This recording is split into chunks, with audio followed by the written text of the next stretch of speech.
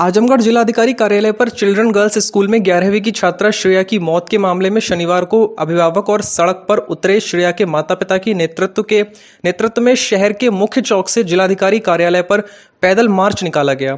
श्रेया के माता पिता ने जिलाधिकारी को पत्र सौंपकर प्रकरण की जांच आजमगढ़ पुलिस से ही कराए जाने की मांग की है। परिजनों ने सीओ सिटी मऊ द्वारा मात्र 24 घंटे में विवेचना कर कोर्ट में 164 की रिपोर्ट देते हुए प्रधानाचार्य व शिक्षक इस घटना में दोषी पाए जाने से इनकार कर दिया। इस जांच पर परिजन काफी नाराज हैं। परिजनों द्वारा सीएम योगी से मुलाकात कर हाई कोर्ट में गुहार लगाकर शासन प्रशासन से सीबीआई की जांच की मांग करेंगे। आजमगढ़ स्थित चिल्ड्रन गर्ल्स स्कूल में 11वीं की छात्रा श्रेया की मौत के मामले में शनिवार को भी अभिभावक सड़क पर उतरे। श्रेया के माता पिता के नेतृत्व में शहर के मुख्य चौक से जिलाधिकारी कार्यालय तक पैदल मार्च निकाला गया। छात्रा के माता पिता ने जिलाधिकारी को पत्रक सौंपकर प्रकरण की जांच आजमगढ़ पुलिस से ही कराए जाने की मांग की।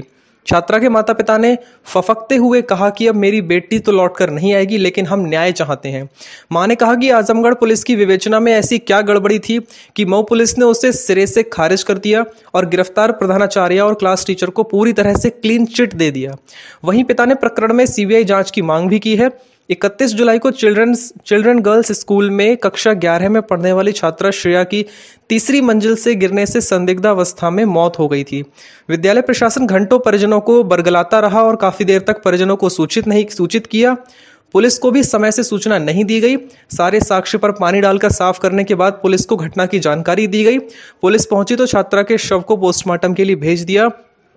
देर शाम को पुलिस ने हत्या की धारा में मुकदमा भी दर्ज किया। 3 अगस्त को प्रधानाचार्य सोनम मिश्रा व कक्षा अध्यापक अभिषेक राय को गिरफ्तार भी कर लिया। ये अलग बात है कि विवेचना में हत्या की पुष्टि न होने पर आत्महत्या के लिए प्रेरित करने की धारा में दोनों की गिरफ्तारी हुई।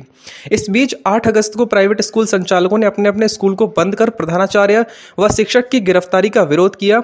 वहीं आईजी ने जनपद पुलिस से घटना की विवेचना को लेकर सीओ सिटी मऊ को जांच के आदेश दिए। सीओ सिटी मऊ ने मात्र 24 घंटे में ही अपनी विवेचना पूरी करते हुए कोर्ट में 164 में अपनी रिपोर्ट देते हुए गिरफ्तार प्रधानाचार्य व शिक्षक को इस घटना में दोषी पाए जाने से इनकार कर दिया, जिस पर कोर्ट ने 9 अगस्त की देर शाम ही दोनों को रिहाई के आदेश कर दिए। इसके कुछ घंटे बाद ही नियम के विपरीत रात 11 से 11:30 के बीच दोनों को जेल प्रशासन से ही रिहा भी कर दिया गया। बच्ची की शुक्रवार को 13वीं थी, जिसके चलते परिजन भी विरोध नहीं कर पाए। शनिवार को छात्रा के माता पिता के नेतृत्व में अभिभावक फिर से सड़क पर उतरे। जिलाधिकारी को पत्रक सौंपकर सीओ सिटी मऊ की विवेचना को सिरे से खारिज करते हुए आजमगढ़ पुलिस की विवेचना के आधार पर ही कार्यवाही आगे बढ़ाई जाने की मांग की। छात्रा की मां ने कहा कि विद्यालय के लोग काफी बड़े लोग हैं। धन बल और बाहुबल के बल पर विवेचना को प्रभावित किया गया। अपनी ताकत दिखाकर मेरी बच्ची की मौत के बाद भी चीरहरण किया जा रहा है। सीओ सिटी मऊ ने ना जाने किस दबाव में आजमगढ़ पुलिस की पूरी विवेचना को ही पलट दिया है। बेटी को न्याय दिलाने के लिए अब मैं सीएम योगी तक जाऊंगी। छात्रा के पिता ने कहा कि बेटी को न्याय दिलाने के लिए एक पिता ने भी कमर कस ली है। आईजी जोन के निर्देश पर आजमगढ़ पुलिस से विवेचना मऊ पुलिस को सौंपे जाना पूरी तरह से गलत है। आजमगढ़ पुलिस की विवेचना पर हमें पूरा भरोसा था। जांच सही दिशा में चल रही थी। ऐसे में मऊ पुलिस को विवेचना देकर जांच को भटकाने का काम किया गया है। अब मैं हाई कोर्ट में गुहार लगाने के साथ ही शासन प्रशासन से प्रकरण की सीबीआई जांच की भी मांग करता हूँ। सर, हम लोग मांगे हैं कि जो भी जांच हो रही थी हमारे आजमगढ़ के द्वारा, एसपी साहब के द्वारा, वो जांच फिर से वापस की जाए उन्हीं के हाथ में, ताकि वो हमारी फिर से जांच करें। क्या एक दिन में क्या कर दिए ये लोग, जाके पुलिस प्रशासन ने, मऊ के प्रशासन ने, कि एक दिन में सब कुछ बदल के जो है उनको एफआईआर पकड़ा जाता है कि इनका कोई जो है दोष नहीं और उनको छोड़ दिया जाता है। इसलिए हम चाहते हैं कि जो भी सबूत एसपी साहब ने इकट्ठा किया था वो सब सबूत के आधार पे फिर से वो जांच मेरा करें। अच्छा, इस पूरे मामले में डीआईजी पे भी आरोप लग रहे हैं कि डीआईजी ने अचानक जांच को ट्रांसफ़र कैसे कर दिया और मऊ जनपद के एसएसपी ने धनंजय मिश्रा को दे दिया, बल्कि ये मिश्रा वाला खेल नहीं समझ में आ रहा है इस पूरे मामले में। सर, ये लोग बाहुबली हैं। ये लोग डीआईजी, आईजी किसी को भी कुछ भी कर सकते हैं। हम लोग एक गरीब आम आदमी हैं। हम लोग इसीलिए चाहते हैं, जहाँ पे ईमानदार और कर्मठ एसपी साहब के ऊपर बहुत भरोसा था हमको, इसलिए हम फिर चाहते हैं कि वही हमारा जांच करें, ताकि जो है फिर से हमको जो है न्याय मिल सके और वो लोग फिर से गिरफ्तार हो। आप चाहते हैं पूरे मामले में फिर से जी, और जो भी सबूत के द्वारा उन्होंने गिरफ्तार किया था वो सबूत को हमको मिले कि हाँ, इस सबूत के आधार पे हम ये ठीक है। इधर करिए। ऋतुराज जी, जैसे अभी तक तो ये आपकी मांग है कि ये कार्रवाई हो, लेकिन अगला कदम क्या होगा? कानूनी रूप से आप हाईकोर्ट जाएंगे? अगला कदम सर हम पहले माननीय मुख्यमंत्री साहब के यहाँ जाएंगे, ताकि उनसे बड़ा कोई नहीं है, हमारी सरकार है और सब कुछ हमारे वही है, वहाँ भी जाएंगे और हम न्यायालय, उच्च न्यायालय भी जाएंगे। आप लोग कंप्रोमाइज़ करना चाहते हैं, ये भी अफवाहें उड़ रही हैं कि आप लोग कंप्रोमाइज़ करने के लिए और लोग भी तमाम प्रयास करें, इसको लेकर के आपका क्या कहना है? हम तो 2 दिन अपनी बेटी की काम क्रिया में व्यस्त हो गए तो लोगों ने ये अफवाह उड़ा दिया, लेकिन ऐसा कुछ नहीं है।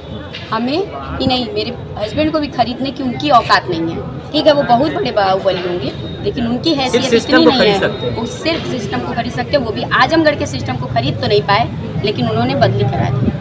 तो ठीक है, आगे फिर हम मांग करते हैं कि हमें यही चाहिए कि उन तक फिर पहुँचे सब कुछ, और वो फिर से जब जांच करेंगे तब हम देखते हैं क्या होता है। ये लड़ाई कब तक जारी रहेगी? ये लड़ाई मेरी आखिरी सांस तक जारी है। अगला कदम क्या होगा? हाईकोर्ट? हाँ, जाएंगे, हमें जाना है। नहीं, मंत्री के पास भी जाएंगे, क्योंकि वो इस जो जनता है भारत की, जो यूपी की जनता है, उनके लिए वो बच्चे ही हैं। कहीं कहीं सरकार भी तो दोषी है। जी, सरकार दोषी है कि नहीं है ये मैं भी नहीं जानती, लेकिन मैं ये मानती हूँ तरीके से खेल हुआ है ऊपर सर, ये बड़े स्तर से हुआ है, ये मुझे मालूम है, लेकिन हम अपनी बात को कहेंगे। हमारी बात पता नहीं वहाँ तक पहुँची, क्योंकि सिक्के के 2 पहलू होते हैं।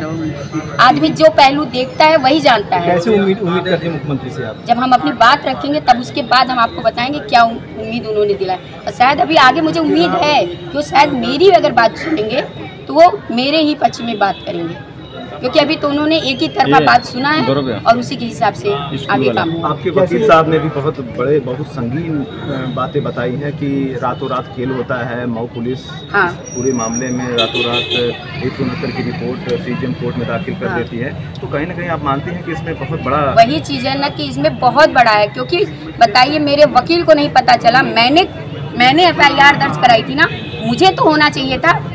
जब उन्हें रिहा किया गया तो मुझे क्यों नहीं खबर हुई? जैसे कि आपकी बच्ची जो है 11 की जो कि मान्यता जो 8 तक की है, डिवाइस का जो बयान है ये सही तक मानता है, तो कैसे आप पढ़ाती थी उसको?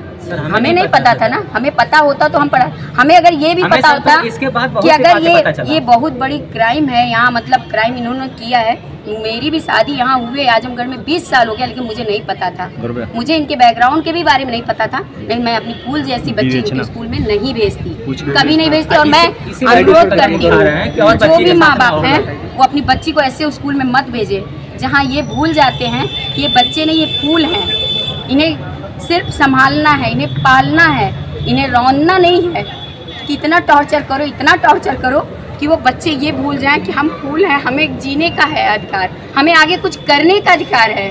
जो बच्ची आज IPS अधिकारी बनना चाहती थी उसको पहले ही खत्म कर दिया गया।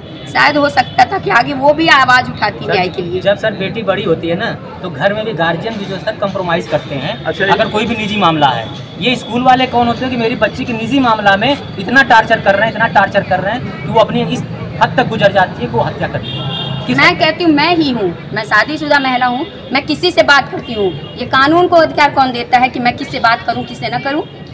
ये मेरी निजी लाइफ है, इसमें कानून नहीं हाथ दे सकता है। कानून ही नहीं, कोई भी नहीं दे सकता। एक चीज़ ये बताइए कि इस पूरे मामले में विवेचना को जब मऊ ट्रांसफर किया गया IG के आदेश पे, तो आप लोगों को सूचना दी गई? नहीं, कोई पता नहीं था। सिर्फ हमारे घर आए थे, हमसे उन्होंने सवाल किया, मैंने वही चीज़ें बताई जो मैंने बताई थी। लेकिन मैंने देखा 1-2 लाइन मैंने देखा कि जो हम बोल रहे थे उसको नहीं लिखा जा रहा, और वो शुरू से जिसने लिखा है, मुझे उनका नाम नहीं पता, लेकिन जो मतलब लिख रहे थे वो गलत लिखते थे। वहाँ भी हम लोग जब FIR दर्ज कराने गए थे तब भी वो गलत लिख रहे थे, फिर इसीलिए हम लोगों ने खुद अपने हाथ से लिखा था। तो फिर मैं तो ये मानी की चलती हूँ कि उन्होंने ये मान ही लिया था कि मेरी लड़की सुसाइड ही की है, लेकिन मैं कभी नहीं मान सकती। मैं आज भी कहूँगी मेरी बच्ची को पहले मारा गया, पीटा गया, उसके बाद उसे छत से उठा के फेंक दिया गया। मेरी बच्ची सुसाइड नहीं की। अच्छा, इस मामले में एक बात और बता दीजिए कि आप लोगों ने किसी तरीके की सुरक्षा की मांग की है कि आपके पुलिस आपके थाना सरायमीर की पुलिस टीम द्वारा 7 अभियुक्तों को गिरफ्तार किया गया है, जिनके पास से लगभग 5.5 लाख रुपया कैश, भारी संख्या में ATM कार्ड्स, कई फर्जी आधार कार्ड एवं अपराध में प्रयुक्त मोबाइल बरामद किए गए हैं।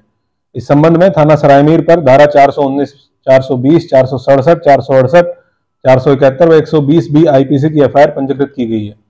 गिरफ्तार अभियुक्तों से पूछताछ में प्रकाश में आया है कि साकिब, आफ्ताब, अयाज और अदनान नाम के 4 व्यक्ति जो विदेश में हैं, इनके द्वारा व्हाट्सएप के माध्यम से फैमिली ज्वेलर्स के मालिक गुफरान अहमद पुत्र निसार और अहमद पुत्र अशहद व एक अन्य व्यक्ति असमर पुत्र इमादुल्ला जो संजरपुर का रहने वाला है, इनसे संपर्क कर गोल्ड की स्मगलिंग या कमीशन को आधार बनाते हुए सहमति बनाकर कार्य किया जाता है।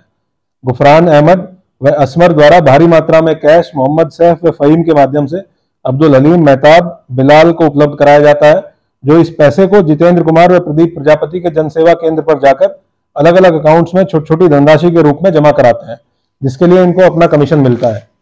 इस दौरान पहचान छिपाने के लिए इनके द्वारा फर्जी आधार कार्ड व मल्टीपल एटीएम कार्ड्स का इस्तेमाल भी किया जाता है। यह संपूर्ण प्रकरण फर्जी कागजात का इस्तेमाल कर हवाला ट्रांजैक्शंस किए जाने का प्रथम दृष्टया प्रतीत हो रहा है। अतः सभी संबंधित agencies, income tax department, customs department और एनफोर्समेंट डायरेक्टरेट को सूचित किया जा रहा है एवं जनपद स्तर पर इसकी विवेचना के लिए एक विवेचना टीम का गठन किया गया है। कुल 7 अभियुक्त गिरफ्तार हुए हैं। 7 अभियुक्त अभी फरार हैं, जिनमें से 4 के विदेश में होने की बात प्रकाश में आई है। अग्रिम विवेचना अत्यंत सूक्ष्मता और विस्तृत तरीके से संपादित की जाएगी।